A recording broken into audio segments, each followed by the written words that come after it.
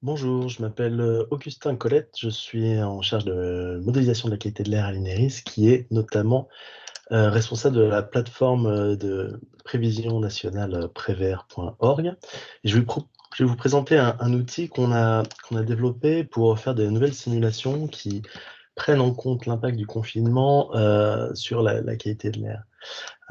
Évidemment, la réduction des émissions induite par la réduction des activités économique a un impact sur la qualité de l'air et suite aux nombreuses questions qu'on a eues à ce sujet, l'INERIS a mis en place une page web où vous pouvez voir quotidiennement les prévisions du jour et des jours à venir pour différents polluants, les particules, le NO2, suivant un scénario qui correspond au confinement, comme je l'indique ici, et à un cas de référence ainsi que la différence.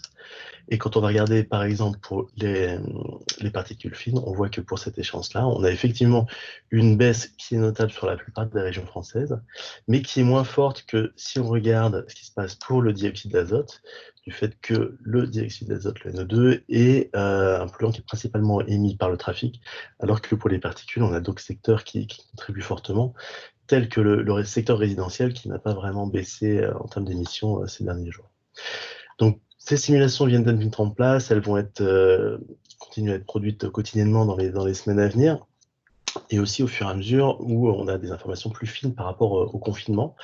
Et justement, si vous voulez aussi explorer des scénarios alternatifs, nous vous encourageons à visiter un outil que l'INERIS développe aussi dans le cadre du programme Copernicus, où vous aurez accès à des simulations analogues pour toute l'Europe.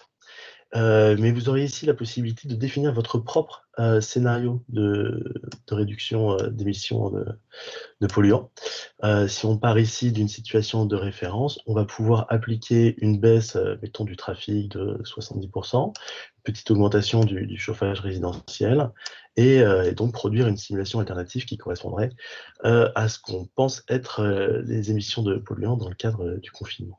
Dernier item qui peut être pertinent, c'est aussi de regarder des scénarios spécifiques. Si on regarde ici l'exemple de la ville d'Amsterdam, on va pouvoir définir des scénarios différenciés en fonction des émissions européennes et les émissions des Pays-Bas, et de voir quel est l'impact relatif de la pollution transfrontière et de la pollution nationale dans ce contexte très particulier où différents pays européens